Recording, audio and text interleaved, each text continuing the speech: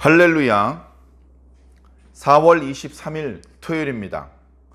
오늘부터는 말라기 말씀을 묵상하도록 하겠습니다. 말라기 말씀 1장 1절부터 5절까지 말씀을 먼저 읽고 은혜 나누도록 하겠습니다. 여호와께서 말라기를 통하여 이스라엘에게 말씀하신 경고라. 여호와께서 이르시되 내가 너희를 사랑하였노라 하나 너희는 이르기를 주께서 어떻게 우리를 사랑하셨나이까 하는도다. 나 여호와가 말하노라. 에서는 야곱의 형이 아니냐.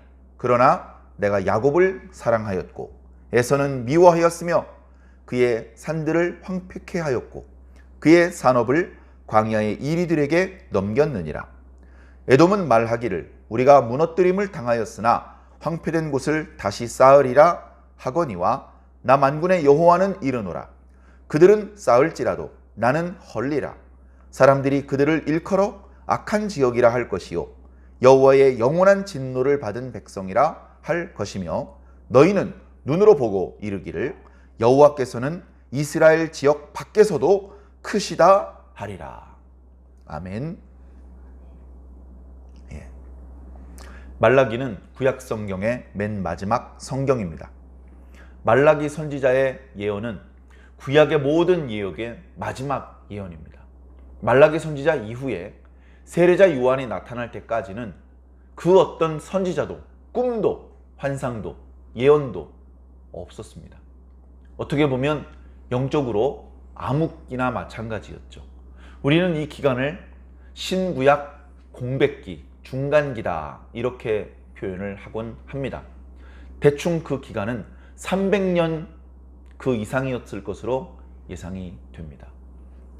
그 기간에 어떻게 보면 말라기 선지자 앞에 스가랴 선지자나 학개 선지자가 있었지만 그 선지자의 시대로부터도 수백 년이 지난 말라기 선지자의 시대에 하나님께서 말라기라는 그런 선지자를 통해서 예언을 하게 하십니다. 왜 굳이 그냥 넘어가지 않고 이 선지자를 세우셨는가? 도대체 무슨 말씀을 하고 싶으신 것인가? 이때 당시에 유다 백성들에게는 어떤 문제가 있었던 것인가? 그런 것들을 살펴보면서 역시 오늘 우리들의 시대와 비견해 보신다면 큰 유익이 되실 줄로 믿습니다. 자, 1절 말씀에 보면요. 그냥 단순히 장래에 일어날 일에 대한 예언이 아닙니다. 그저 단순히 하나님의 계획을 설명해 주는 그런 말씀이 아닙니다. 백성들이 구체적인 어떤 죄를 범했기 때문에 그 죄에 대해서 책망하고 심판을 예고하고 그런 것도 아닙니다. 그러나 말씀에는 분명히 경고라고 표현되고 있습니다. 물론 원문에 여러 가지 짐 또는 부담스러운 이야기 그런 것들을 경고라는 단어로 우리가 번역해서 읽고 있습니다만 의미는 상통하는 것이죠. 다시 말해서 지금 말라기 선지자가 입을 열어서 전달하고 있는 하나님의 말씀은 그저 부드럽기만 한, 그저 솜사탕 같기만 한 그런 말씀이 아니고 우리가 들을 때에 부담스러운 말씀입니다. 그 말씀 속에는 우리가 가지고 있는 잘못된 생각, 잘못된 언어가 포함되어 있습니다. 정말 감사한 것은 무엇이냐? 우리가 명백히 어리석은 생각을 했고 어리석은 말을 했음에도 불구하고 하나님께서는 이런 괘씸한 놈들, 너 지금 뭐라 그랬어? 하면서 우리가 죄를 저지른 만큼 그대로 징계를 하시는 것이 아니고 선지자를 통해서 경고하시고 다시 일깨워 주시고 다시 정신을 차리게 해주시고 다시 회복될 수 있는 기회를 주시는 것이죠. 이것이 하나님께서 화가 나셨고 하나님께서 심판을 예고하시는 것 같으면서도 그 속에 담겨져 있는 하나님의 사랑이라는 겁니다. 우리는 어저께 예수님을 믿은 초보자가 아니라 예수님 안에서 말씀 안에서 기도, 찬송 이런 은혜 안에서 이제 하나님의 뜻을 꽤 깊이 헤아리는 자들이 되었기 때문에 구약 성경의 이런 선지자들의 글을 읽으면서도 단편적으로 하나님께서 뭔가 불편하시구나, 화가 많이 나셨네, 아유 조심해야지, 안 그러면 불벼락을 맞을지도 몰라, 이런 유치한 수준의 반응에서 멈추면 안 됩니다. 그보다 더 높은 하나님의 책망을 들으면서도 부끄러움과 죄송함을 느끼고 우리를 향하신 하나님의 사랑을 느낄 수 있어야 할 줄로 믿습니다. 하나님께서 이 말씀을 던지실 때에 그 말씀을 듣게 될 하나님의 백성들의 리액션, 반응이 있습니다. 하나님께서 바라는 반응이 있어요. 이 말씀을 통해서 하나님께서 기대하시는 변화의 방향이 있어요. 말씀을 듣고 우리가 하나님 앞에 범죄하였나이다. 우리의 잘못을 인정합니다. 우리의 연약함을 불쌍히 여겨주시고 우리의 범죄를 용서하여 주시며 이제 다시는 하나님을 근심되게 하지 않고 늘 하나님을 기쁘시게 해드릴 수 있는 그런 하나님의 백성이 될 수 있도록 도와주시옵소서. 이런 반응을 하나님께서 기대하시면서 선지자를 통해서 준엄한 책망과 경고의 말씀을 던져주십니다. 그런데 이 말씀을 듣는 하나님의 백성들의 반응이 하나님께서 기대하시는 그런 모습이 아닐 때가 더 많았습니다. 선지자의 그 존재 자체를 인정하지 않고 그가 전하는 하나님의 말씀을 그게 정말 하나님의 말씀인지 네가 어젯밤에 지어낸 말인지 우리가 어떻게 알아? 하면서 믿어주지 않고 심하게는 그 선지자를 잡아 죽이는, 예레미야의 경우는 하나님께 받은 그 말씀을 기록하였던 것을 불태워지는 그런 반응을 하나님께서 보기도 하셨습니다. 어떤 반응을 보여드리느냐에 따라서 그 뒤에 따라오는 것이 축복이 될 수도 있고 자비가 될 수도 있고 용서가 될 수도 있고, 그런가 하면 용서 없는 형벌이 될 수도 있다는 것을 어서 빨리 우리가 깨달아야 될 것입니다. 오늘 2절 말씀에 하나님의 말씀을 잘 들어보십시오. 하나님께서 뭔가 책망하시지만 뭔가 유다 사람들이 지금 잘못된 말과 생각을 하고 있기 때문에 그 부분에 대해서 하나님께서 책망을 하시지만 절절히 하나님의 사랑이 묻어난다는 것을 느끼실 수 있을 것입니다. 하나님께서 말씀하십니다. 여호와께서 이르시되, 하나님께서 경고하시는 말씀이에요. 내가 경고할 테니까 잘 들어. 첫 마디가 뭡니까? 내가 너희를 사랑하였노라. 이게 경고입니까? 얘들아, 내가 경고하니까 잘 들어. 내가 널 사랑해. 하나님의 경고에는 그 첫 번째로 사랑의 고백이 나타나고 있습니다. 그렇기 때문에 이어지는 여러 가지 하나님의 책망과 또는 경고의 말씀을 들을 때에 아이고 무섭다, 도망가자, 이렇게만 생각할 것이 아니고, 하나님께서 나를 정말 많이 사랑하시는구나, 나를 오랫동안 바라보고 계셨구나, 나에 대해서 많이 생각하셨구나 라는 것들을 느끼시기를 부탁을 드립니다.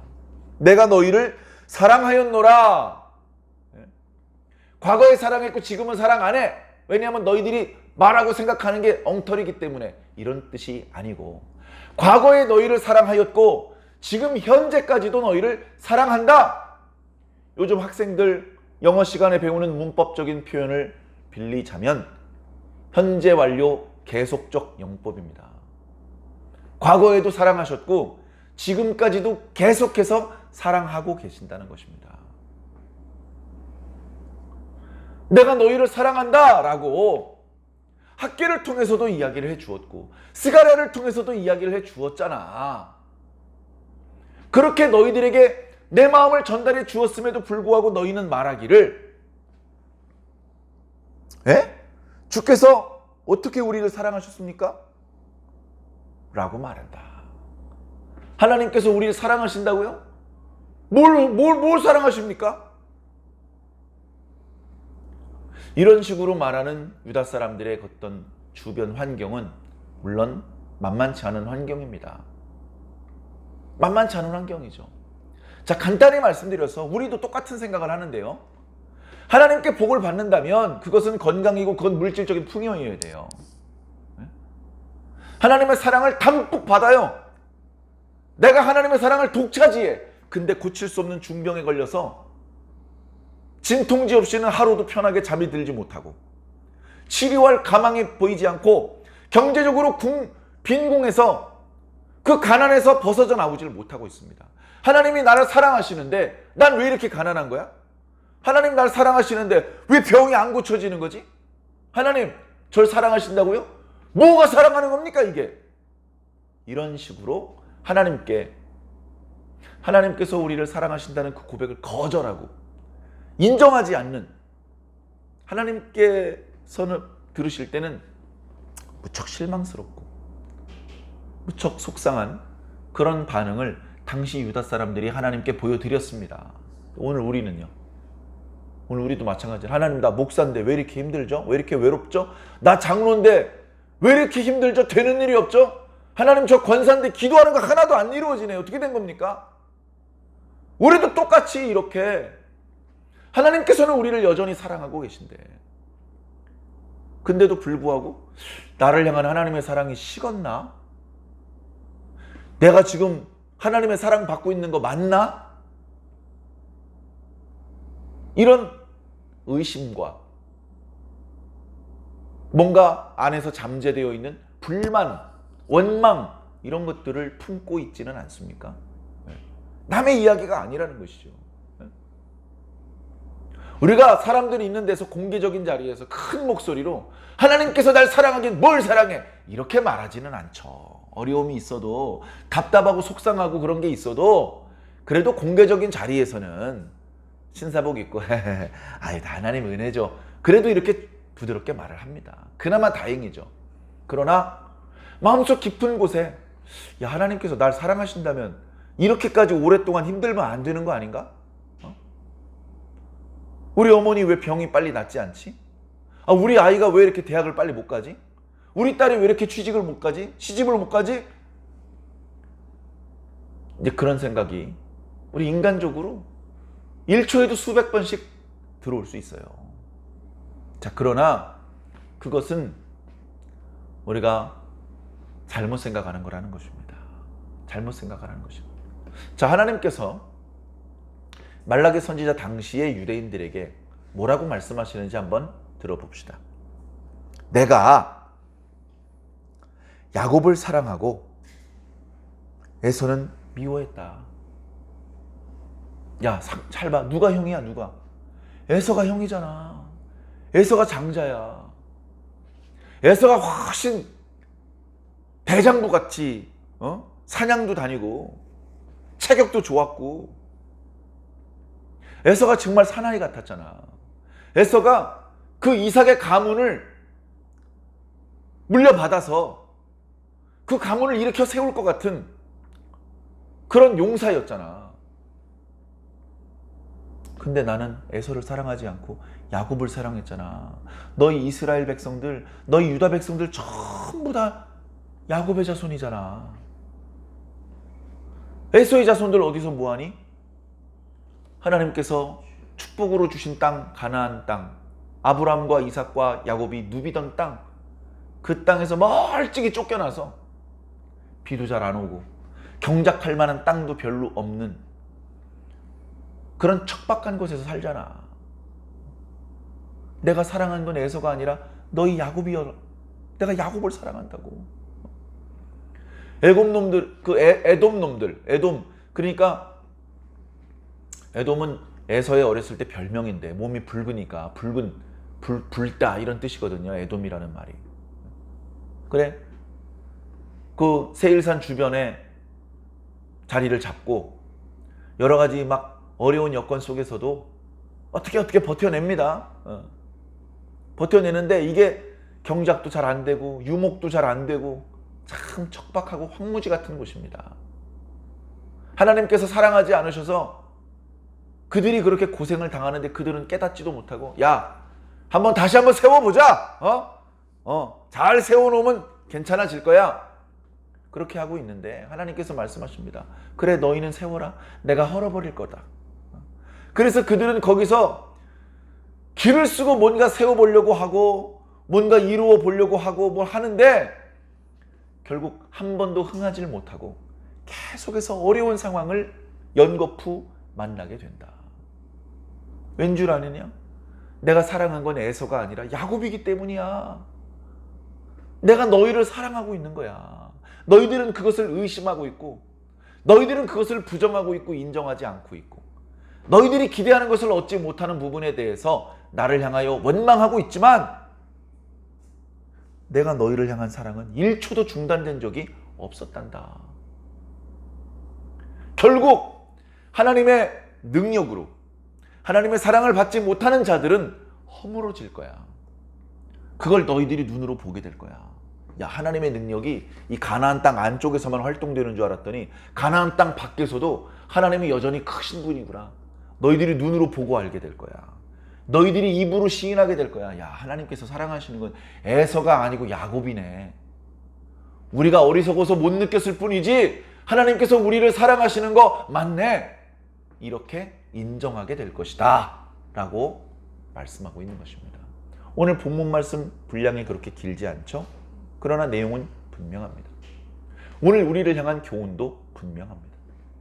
옛날 유다 사람이나 오늘 우리들이나 하나님께 사랑받는다, 하나님께 복받는다면 질병이 빨리 치료되고 돈이 많아지고 결혼을 하는 문제든 취직을 하는 문제든 대학을 가는 문제든 우리가 하고 싶은 일이 형통하게 잘 되고 그래야 사랑을 받는다고 생각을 합니다. 잘못한 것 있으면 용서받고 부족한 거 있으면 채움을 받고 이런 특혜를 연속적으로 계속 받아야 이게 하나님의 사랑을 받는 것이고 복을 누리는 것이다. 이런 생각을 가지고 있습니다.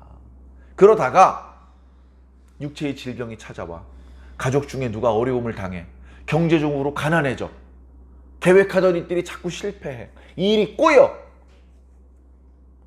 그러면 하나님께서 날 사랑하지 않는구나 이런 생각을 대번에 한단 말입니다.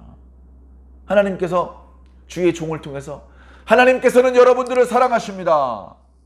하나님께서는 하나밖에 없는 아들 예수 그리스도를 여러분의 죄를 대속하기 위한 희생 제물로 내놓으셨습니다. 예수님께서 여러분들을 사랑하셔서 여러분들 대신 죽어주셨습니다 라고 말해도 하나님께서 날 사랑하긴 뭘 사랑해. 내가 여전히 이렇게 가난하고 내가 이렇게 질병 가운데 허덕이고 있고 내가 계획하는 게 다 실패하고 있는데 이런 생각을 하고 있다 이겁니다.